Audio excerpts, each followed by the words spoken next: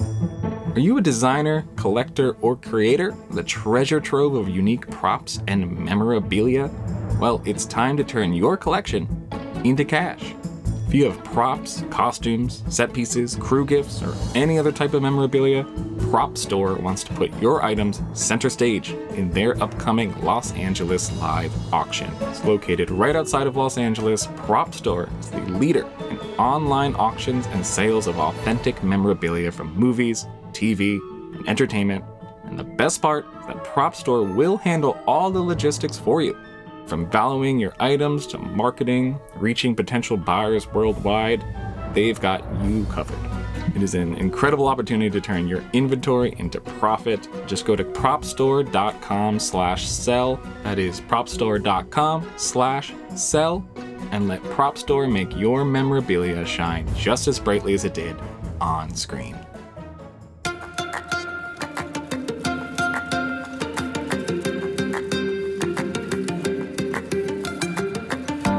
Welcome to In the Envelope, a podcast from Backstage, the one-stop shop for actors and creators both above and below the line. I am your host, Vinnie Mancuso, Backstage senior editor and professional entertainment obsessive. I'll be your guide through every corner of the creative industry with the help of some of your favorite stars. Here you'll find intimate, in-depth talks with today's most award-worthy names in film, television, and theater. Along the way, we'll get advice on living your best creative life, relatable stories of the highest highs and lowest lows, and maybe, just maybe, a rare peek in the envelope.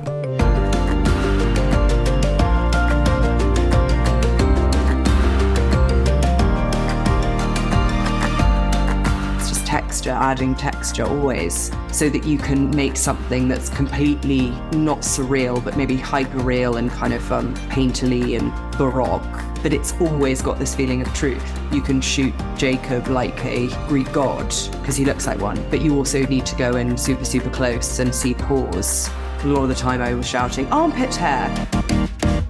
Welcome to another new episode of In the Envelope, the Actors Podcast. I am your host, Backstage senior editor, Vinnie Mancuso.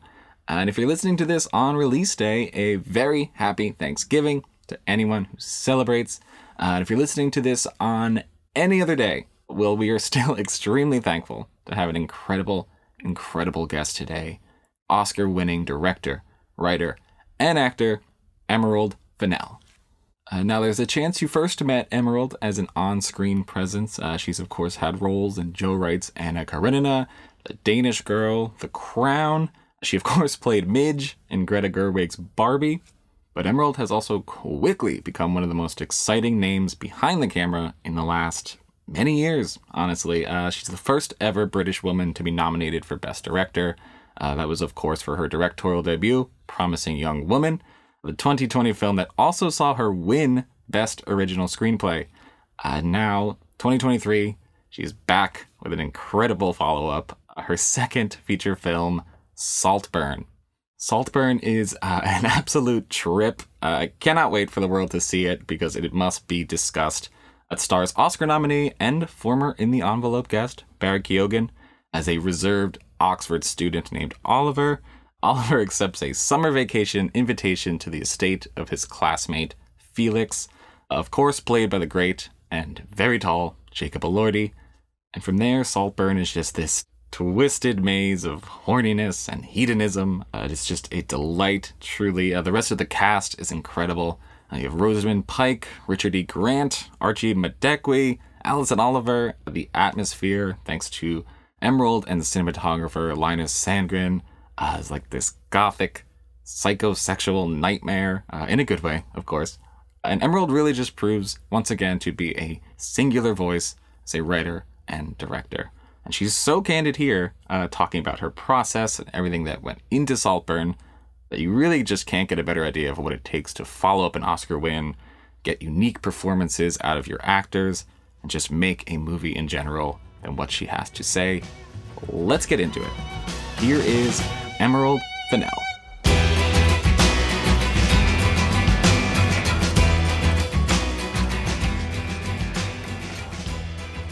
Emerald, Thank you so much for being here. It is a pleasure to meet you.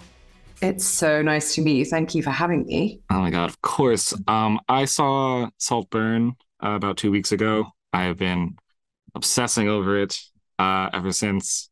If you look at my Spotify, it is nothing but murder on the dance floor.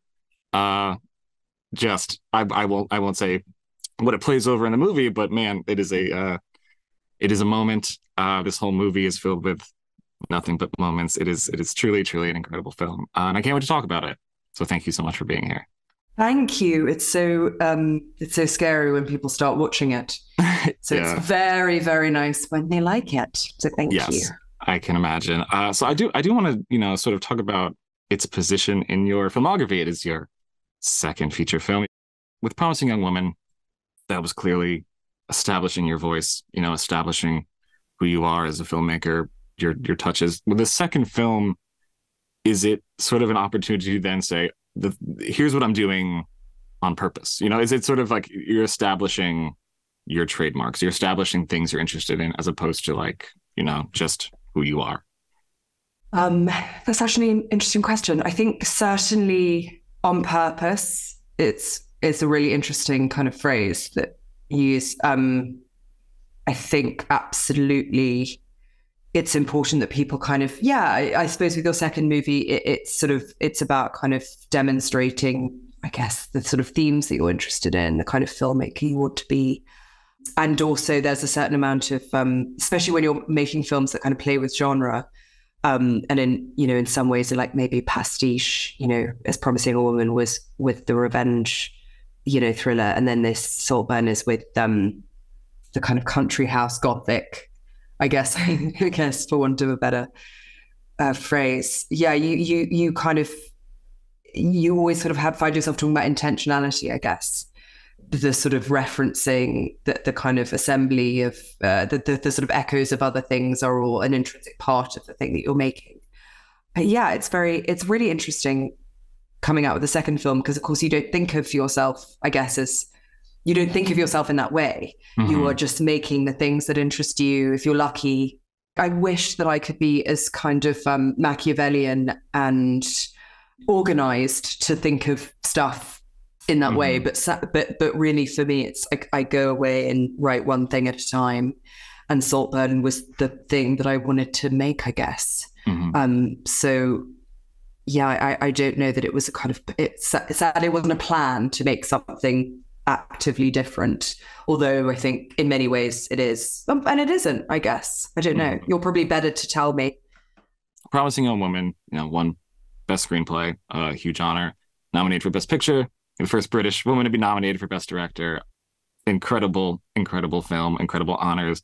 But I am curious about that transition from holy shit, all that happened, to holy shit, I have to get to work on what's next. What was that sort of transition period to like, all right, that's done, let's get to the next one? Well, I think it was so crazy. I think I was very lucky in many ways, because I was sort of protected from the holy shit a little bit, because we were in a pandemic and I had a very small child and I was pregnant. So I think actually it's sort of weirdly more apparent now with the release of this movie. This is probably closer to what it would have felt like the first time in any other circumstances. And so actually, in a funny way, I was kind of in a vacuum, even when I was writing Saltburn. I kind of hadn't maybe appreciated the kind of, I don't know, sort of the impact of Promising a Woman, or like how many people had seen it and all of that kind of stuff. I think it's amazing now and so thrilling to get to kind of meet people and talk about it. But really at the time I was sort of at home on my computer, occasionally talking to people on Zoom and things, but I didn't really, I guess I was protected from it. So it meant that Saltburn could kind of live in its own world away from that. And also I think I'm lucky in that I love the work. I mean, I love writing. As I say, I do one thing at a time.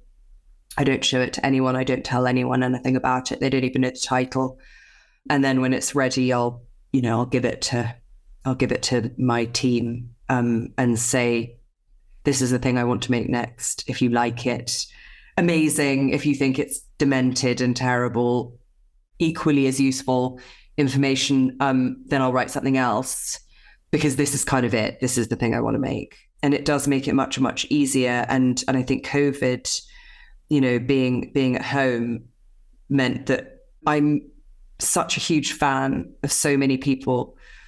And I think what happens when something like Promising a Woman comes out is you get so many incredible offers and opportunities that are just like life-changing. And, as a kind of like movie nerd, I guess, you just want to, you would feel crazy to say no to half of these things. And so early on, I said to my guys, and I was able to, again, because I was heavily pregnant again, look, it's better if I don't know about these things, because if I know, then it'll be impossible to say no, because how could I? So I'm going to go away and write this thing and just don't tell me. I don't want it, because if I, and so that, that really helped too. So I think,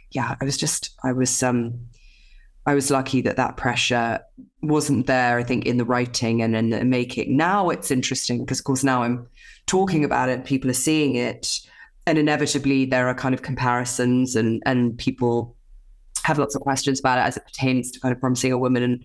And so I suppose I'm thinking of them in that way more now than maybe I was at the beginning. Thank goodness. Like if you think about the sort of pressure of it, I think you'd lose your mind. Yeah, well, there's all that stuff surrounding the work.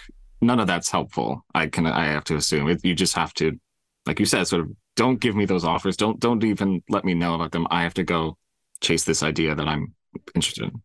It depends what kind of filmmaker you are as well, because some people thrive on that actually. And I think there's a world where, maybe after this or, in a few things time, maybe that's exactly the stuff that I want to be doing, something that's more collaborative.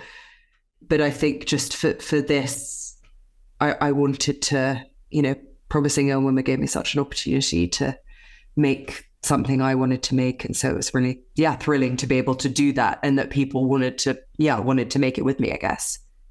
On that sort of related thread, there's a moment towards the beginning of Saltburn I found very interesting, where, Archie's character is criticizing some work that Barry's character did. And Barry's sort of retort is, you're criticizing the delivery method and not the substance. And especially because, he had not even experienced the poems that the work is about. I'm curious how much of you as a second-time filmmaker is in that, sort of responding to the criticisms of the delivery method and not the substance, especially by people who have not lived the source material. That is so fascinating, because I would actually say it's kind of almost the opposite. Interesting. Is that often people are, that they're looking, especially I think maybe even especially if you're a female filmmaker, they're looking for the kind of memoir, they're looking for the political side of things. In fact, they support the message, but they don't like dig the delivery, because it's not how they would have done it, So actually it's kind of almost, if that was the case, I think it would almost be the inverse, because you find a lot of the time that you're having to, sort of, for example, remind people that, of course, you're familiar with the work of Peter Greenaway. And yes, you have read Maurice, and there's a kind of, I think it's sort of almost the opposite of what Oliver's arguing. It's kind of what Farley's arguing. It's like actually the method is as important as the thing itself, and kind of up to a point, I suppose that is what Saltburn is about. It is about style, and it is about artifice, and it's about, how far it's about, I guess, hard work versus glamour, maybe. But yeah, it's so interesting. I kind of hadn't thought about it in those terms necessarily. For me, it was sort of more to do with the fact that Oliver as a character has spent his whole life doing his homework. And then he just realizes that actually doing your homework is kind of gauche. Whereas I'm the opposite. I'm Oliver in this regard. I think, do your homework. Do it. Do it really, really diligently, obsessively, until everyone loses their mind. I was so interested to see the themes, the images that sort of carried over to sort of get an idea of stuff you're interested in. The thing that I immediately sprung to mind is how wonderfully you capture height differences between your actors in this film. In Promising a Woman, there's the stark height difference between Carrie and Beau. In this, it's Barry and everyone, but especially, Barry and Jacob, Barry and Archie. And I'm just curious, you mentioned intentionality, and you struck me as a filmmaker that what's in the frame is in the frame for a reason. So with something like that, with so many beautiful shots of height difference in this film, what's going into that thematically? Yes, I mean, with Carrie and Beau, of course, we talk about it a lot in the movie, and that was kind of quite a difficult one because obviously we were shooting anamorphic, so you're super wide and shallow, I guess.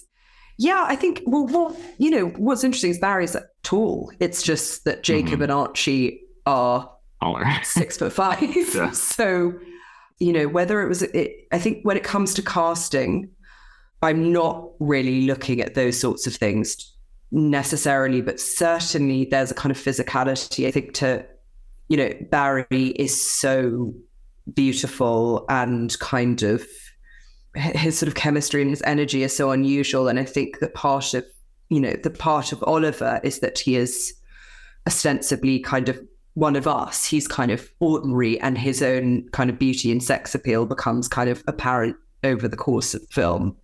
Whereas, the world of the beautiful people of Phoenix and Farley, played by Archie and Jacob, is, their kind of physicality is sort of more languid and elongated and all of those sorts of things. I mean, I think the consideration that we have, it's always twofold. It's who is the person, Oliver is the outsider.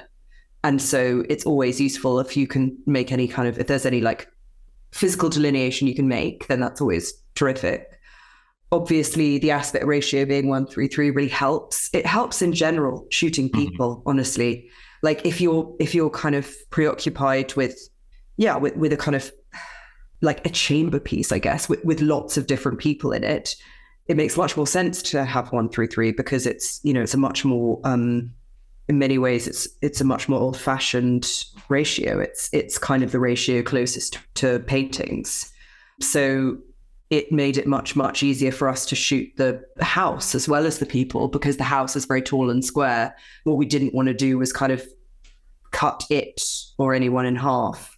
So, you always have these kinds of considerations. But we're also, it means that we're talking about power always in this film, and who has it. And often you'll see it's quite a kind of clear thing.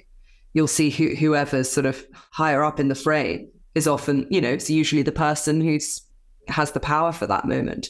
Or you find that the person with the most power is diminishing themselves on purpose, is kind of kneeling or whatever it is to kind of make themselves seem unthreatening. It's a kind of, it's incredibly useful. Any visual metaphor is important. And so the space between people, the height between people, whether they're choosing to use it or not, or rather they're kind of using their power in a different way, it all becomes part of it. Yeah, I mean, I don't, for me, again, I don't really know how to do it any other way. Like, if you're making a film, and you're literally making a film on film, as we were, to not be obsessively demented about every hair, every pore, every cigarette butt, it feels to me like, it's a waste of anything else. Waste of film.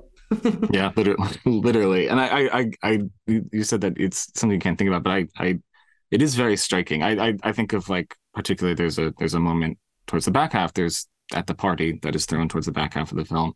And Archie is talking to Barry, and he's literally like leaning over to talk to him. And as you mentioned, it is a moment where he's exerting his power. He's saying that Oliver, it's when he's telling him that he'll never belong there. And I love the way that you sort of, like you mentioned, Barry's not a small person, but you make him feel small in that moment when Archie's character is making him feel small in that moment. Yes and no, though.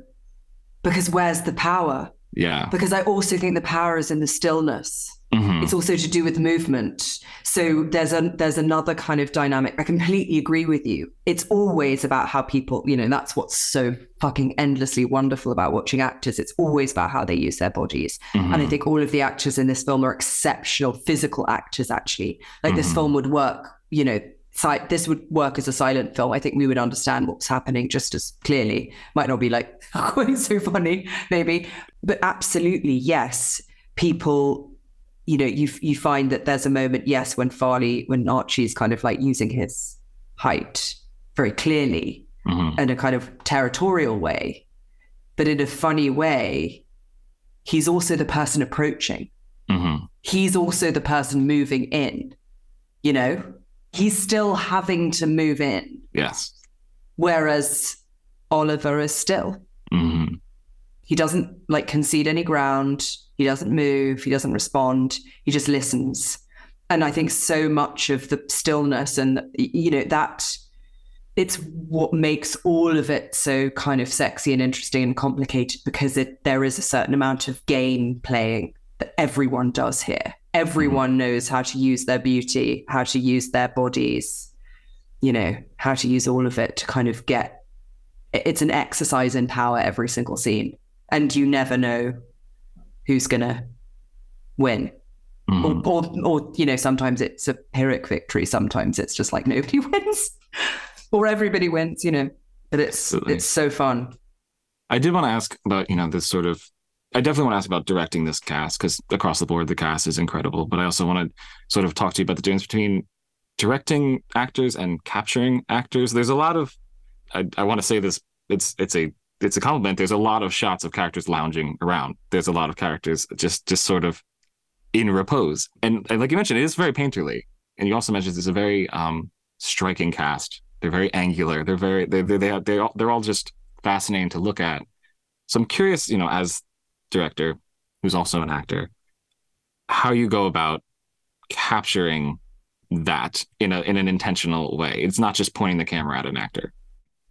Well, I think, as you say, everyone in this film is so kind of beautiful, but different. And so a lot of it is sort of dictated by who they are and obviously kind of character, really. I think me and Linus both feel so much like cinematography always has to be led by character more than anything else. And this is a film about watching and being watched.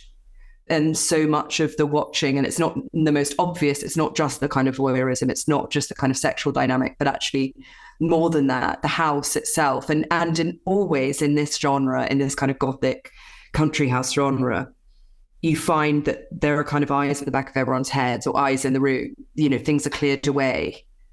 Then, mess is cleared away without you noticing. Things are fixed. Things that were broken are suddenly fixed and you don't know, by invisible hands, So there's always this sense of everyone watching everyone and being watched, and the extent to which they're, enjoying it, inviting it, is always kind of a question.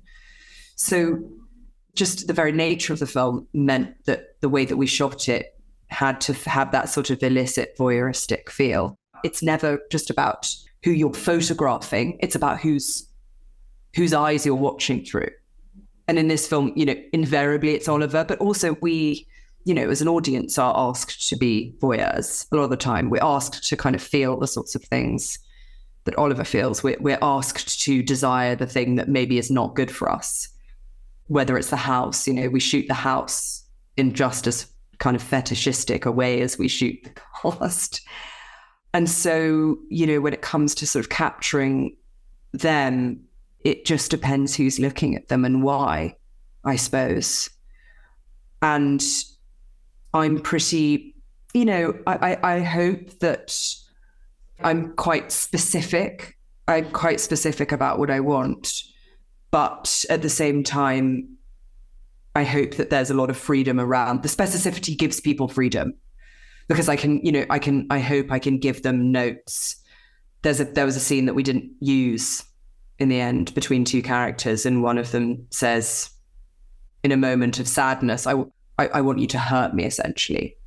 And it's sort of supposed to be a sad scene, but one of the things I said to the scene mate is like, what if you want to? I need to see that you want to and you don't. It's not about, oh no, it's always the moment. What's the thought before the thought? What's our instinct? We need to see the instinct before the actual thing. And that's why something like, I mean, this is maybe sounds, I'm being very inarticulate, but someone like Rosamund is so fascinating, such a brilliant, genius, precise performer, because what she understands is that Elspeth Catton is performing always. So she's, everything she says is sort of a test. It's to push to see what reaction she gets, whether somebody's kind of cool enough not to react, whether they're going to be able to kind of meet her at her level. And, there was a world where that part could have, that character could have just been pure camp. I mean, and she is, like, she's a dream in that regard. But also, you also understand that it's a game, that there's something underneath it that is the performance of a performance. And so that kind of, it's kind of a constant, I guess this is a film about doubles, really, and doubling. And so you're kind of trying to capture that, I guess, when you're filming people on a very like basic level. We use a lot of mirrors, we use a lot of reflections, we use a lot of kind of peeping through things. But also you're looking to get, the sort of two people in the person in front of you and the kind of conflict there. That makes sense. No, absolutely. It's always so interesting to me when I have a guest here who worries about being inarticulate while they're saying like the most fascinating thing I've ever heard. It's fascinating to hear from someone who clearly, like you said, has done the homework and does think about these things, but it almost seems like you can't think about the homework in the moment. Is that sort of how you approach these things? Totally. I think the thing is that if you do your homework and everything is there, then you can break it. And it needs to be broken a little bit. Otherwise, it's not interesting. So it's kind of, like I say, like with the actors, a lot of the time, what I like to say, what I said to Carrie a lot during Promising a Woman, because she's so fucking good. Everyone is so fucking good.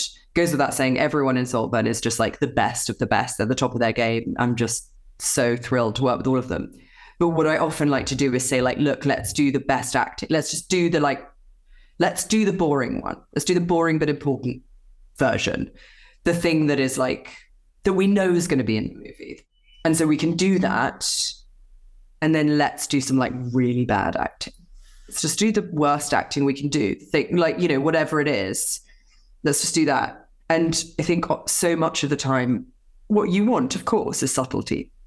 What you want is their incredibly brilliant instinct, because they are geniuses. But sometimes you need something really surprising or out of character.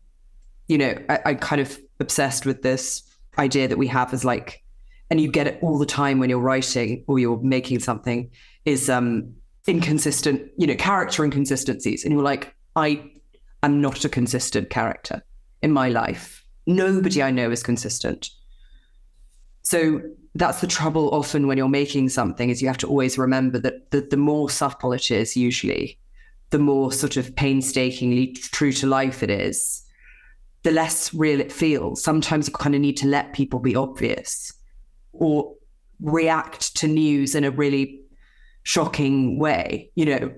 That's just what we're like. And I think it's constantly letting everyone know that we're super, super prepared. We know where we are. We trust each other. Everything's perfect. Now let's fuck it up. Because I think you kind of can't, I couldn't do it any other way, I don't think. And it's the same, with the set. It's the same with the costumes. It's the same with everything. It's, yes, you need it to be perfect. You need to have the kind of like marquetry walls and the, velvet drapes. And you need to be like obsessive about every single thing. But like also like, where are the crisps? Where's the shit magazine? Where's the boxes on the floor? Where's the shampoo? Where are these people living actually in this perfect place? And it's the same for everything. It's just texture, adding texture always, so that you can make something that's completely, so not surreal, but maybe hyper real and kind of painterly and baroque.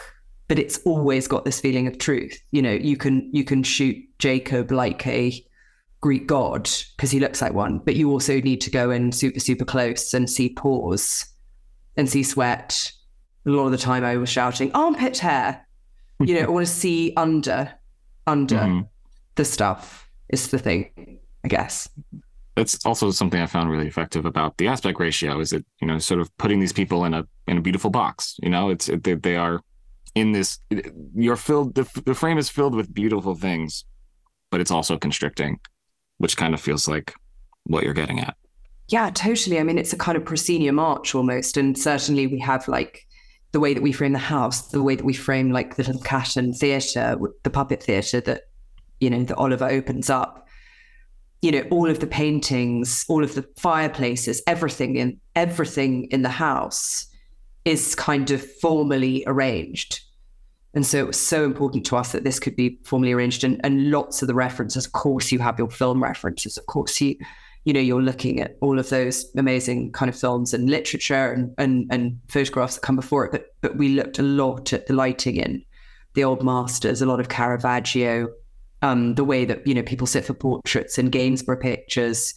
But again, it's kind of always kind of undermining that beauty. So with the karaoke scene, for example, we kind of basically staged the biggest sort of Caravaggio shot. It's it's all half in shadow, and it's silks and it's rich jewel tones, and everyone's formally arranged on chaiselongs and things, and it's lit by this huge fire, but then it's front side lit by a blue karaoke machine, really cheap karaoke machine. So you've always got this thing of like, there's a kind of, I recognize it because, we've seen it, that arrangement 1,000 times, but you kind of introduce the uncanny.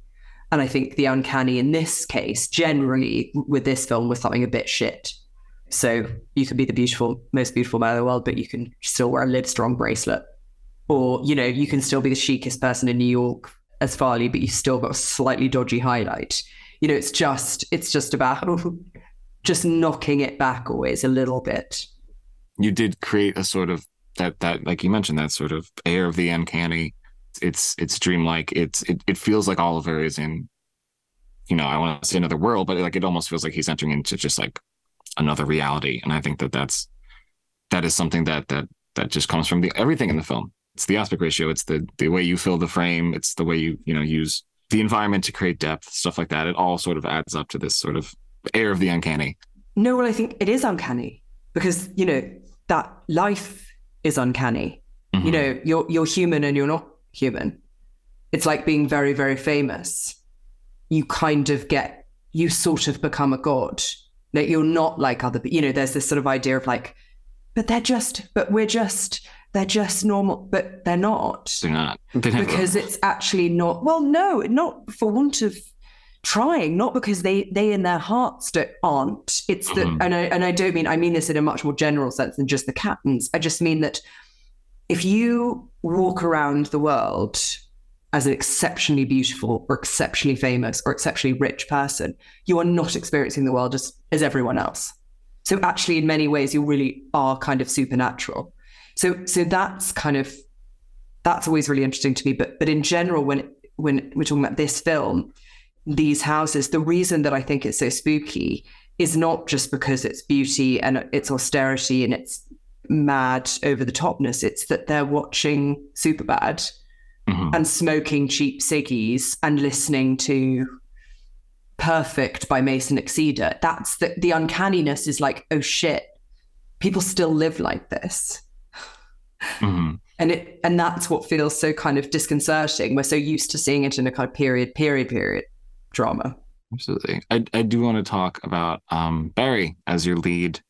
We had Barry on this podcast. He really is a fascinating. Well, recently, back when he was nominated for Banshees of Inisherin, he is fascinating. His story is fascinating, and just the way he approaches acting is fascinating. And I think the thing that he said to us that I found the most interesting is he's always looking to keep some rawness, some untrained aspect to his performances. So I'm curious, as his recent director, how you saw that manifest and how you used it, or not used it, but how you utilized it to your directing style.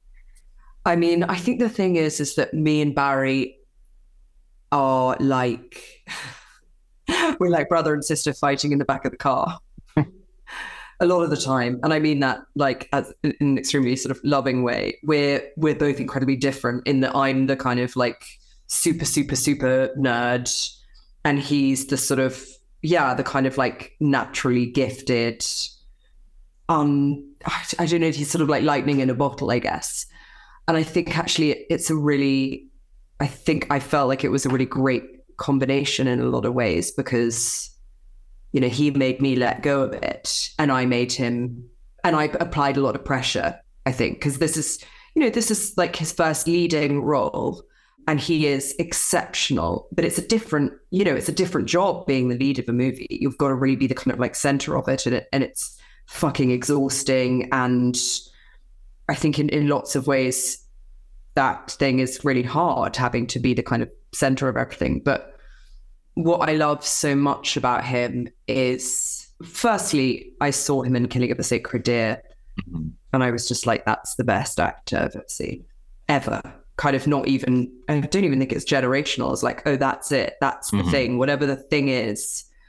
And, you know, when it kind of, when we were looking at Oliver, you know, Oliver is somebody who's like both incredibly vulnerable and incredibly enigmatic. And Barry has this sort of, yeah, he's just got this thing. He's just got this thing that is impossible to describe. He's so compelling. And you know, it's interesting. There's stuff in this movie that obviously people say, oh my God, you know, it's really interesting. It's often framed in the way of like, oh, how did you get X to do Y? And firstly, I'm just like, I would never get or make anyone do anything. Like it's really important to me that we're all in it together. But I think me and Barry in particular share a kind of goal, which is like, go in.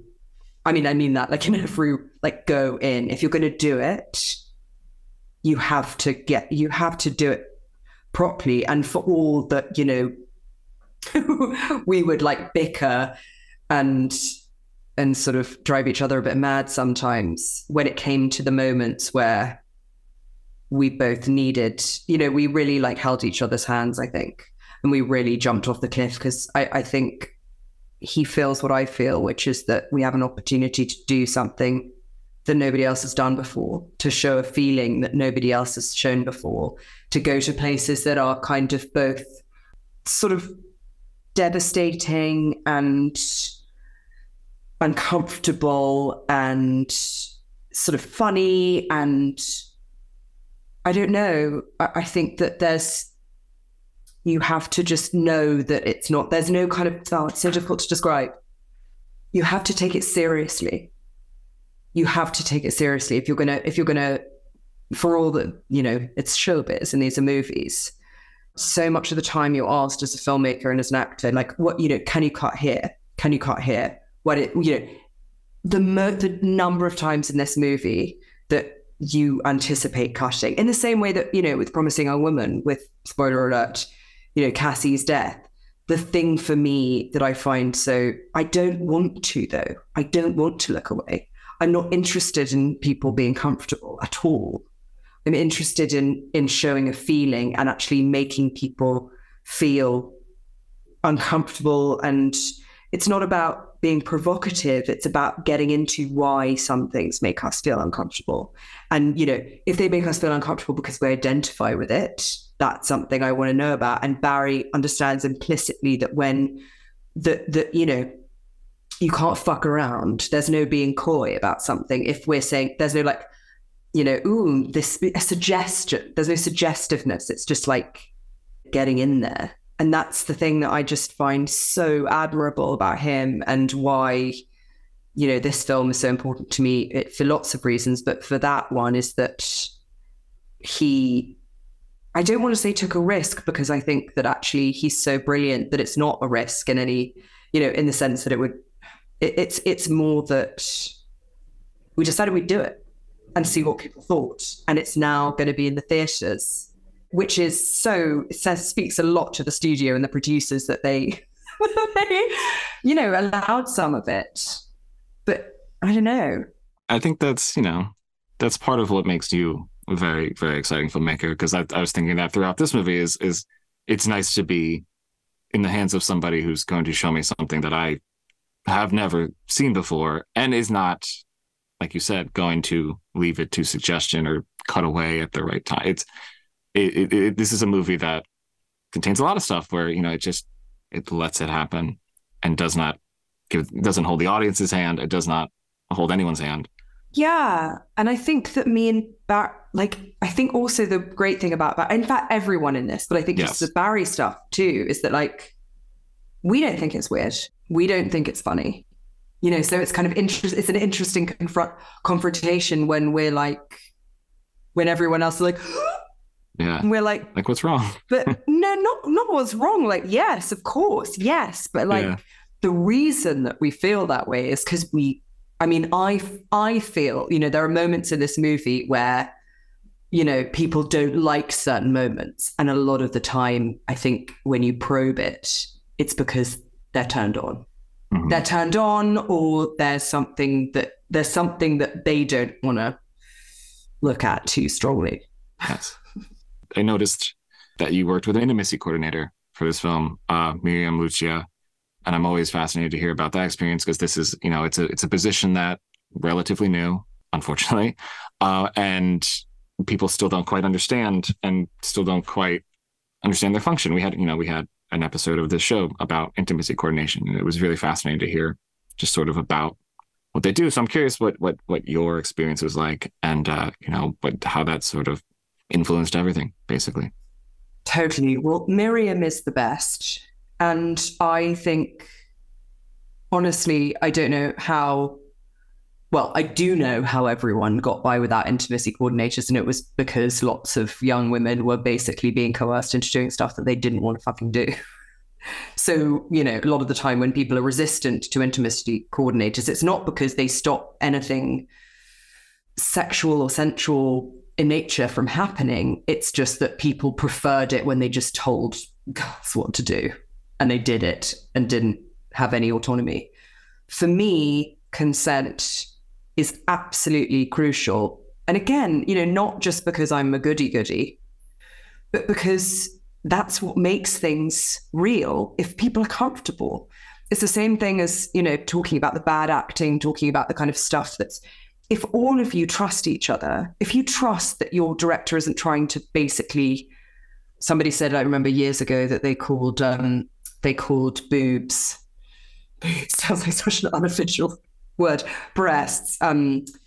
What was the phrase? They were talking about something, the cheapest special effect. So basically they add value to something cheaply. And you're just like, oh yeah, well, fuck you. And I think the thing is that actually with a film like this, where you are touching on all of this, the conversation is just so crucial. What Miriam does and why I love her so much is I spoke to her really early on in the process. She read the script. I showed her all of my mood boards, all of the sort of way I wanted to shoot things, are very precise, obviously, about how things would be shot. And then she goes and speaks to the actors. There's no pressure on the actors I say, this is my dream scenario. She then goes to them. They either come back and say yes, or maybe it could be this, or whatever it is. And then, of course, you're not constrained because she's always there on the day. So then if you feel like something else, there's another dynamic that needs to be introduced or whatever, you call her over and you say, look, I've been thinking this, completely easy either way, you go and see. And it just means that everyone can do their job feeling safe, knowing what to expect. And it actually makes everyone much freer. And at the same time, if somebody came to me after they saw the movie and said, obviously it's locked now, but at the beginning, if somebody came and said, actually, I've changed my mind, or it wouldn't be in there because I'm not interested in that at all. What I'm interested in is that we're all making something together and we're making something that feels interesting to us. And then apart from that, the sex in this movie, I don't think there are any sex scenes where you see even below the shoulders. Certainly don't see any nudity in the sex scenes. Almost all in the face. So all of the sex in this movie is up to the audience's imagination. Don't think that makes it any less sexy. It's just, it's amazing what you can do when you're, alone. in the frame, which, you know, a lot of the times it is. And then the nudity is completely taken away from the sex scenes in the sense that they're about joy or grief or love, you know, or kind of horror. They're not, you know, we never have two nude bodies in a frame together. Not that I'm remotely against that. It's just that it's interesting with this film. I think there was a lot of conversation about how it would be rated and people being concerned about the ratings. But of course, frame by frame, very little happens in this film that's shocking, actually. I mean, what we're imagining is quite shocking. But it's always within, certainly well within the kind of comfort levels of the cast. Absolutely. Well, I see that we are sort of nearing our end of our time together. And I do want to, you know, everything we've discussed is about a very original film, your second original film. I think that, again, part of what makes you such an exciting filmmaker is these deeply original films that you're making that are actually also hitting the zeitgeist and stuff like that. So I do want to ask you sort of the big question of, you know, sort of as somebody within it, as somebody doing it, what you see the role of original films playing, the sort of these, I don't want to call them rare, but these non-IP sort of mid-budget plays, you know, and you were also just in Barbie, which is in a different category, but also a deeply original film because of the filmmaker behind it. So I'm just curious, you know, again, this is the big question, so it's okay if the answer is a bit general, but what you see the sort of the present and future of original film being in the ever-changing landscape. Yeah, I mean, I think, it feels sort of very grandiose for me with my two films to be pontificating about that, because there'll be people who know much more than me. But I think it's, honestly, I feel really excited. This year has just been so thrilling. When I think of like Beau is Afraid, my favorite film, maybe like the last 5 years, you know, that is up there with some of the most original, beautiful, clever, surprising work. You've got Past Lives, you've got Barbie, I mean, there's so much that's thrilling. And I think that things always come in waves, don't they? I think everything kind of comes and goes, and it feels like now people are wanting to kind of zone in on stuff that's a little bit more intimate. They're wanting to be kind of, challenged. They're wanting to watch movies together again. I think that's the thing that I feel so strongly about, is that, you know, it was difficult with Promising Young Woman because that was made. It was so much of movie made to be in a theatre, and it was so kind of, the few times we got to see it in a theatre before lockdown, it was so exciting because you know, you could kind of feel the thumb screws tightening on people, and it was just, and the kind of, you know, that kind of like wonderful feeling of like pressure and release that I hope that we have in Saltburn too, of like something's unbearable and then you laugh and you think you're going to be okay and you're not going to be okay.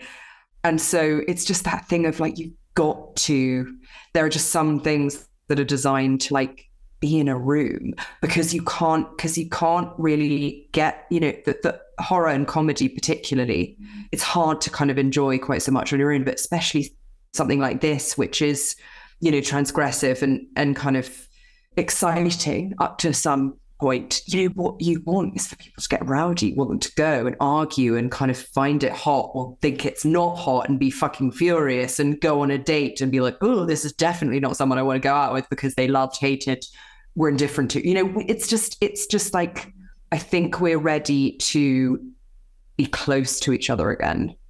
And that's what these movies are about. You know, if everything before was about scale and, you know, kind of in the sort of like a level of like emotional distance, where when you look at all the movies this year, they're very much about how we relate to each other to some degree and what we've done to each other and how we fix that or don't. I love that. Well, Emerald, again, thank you so much for being here. I can't even tell you how much I love this movie and have been, like you mentioned, I've been recommending it, and I can't wait to see what that says about me as the recommending person for people. But again, very excited about this film. Very excited for whatever you do next. Thank you so much for being here. Thank you so much for having me. It is an honor.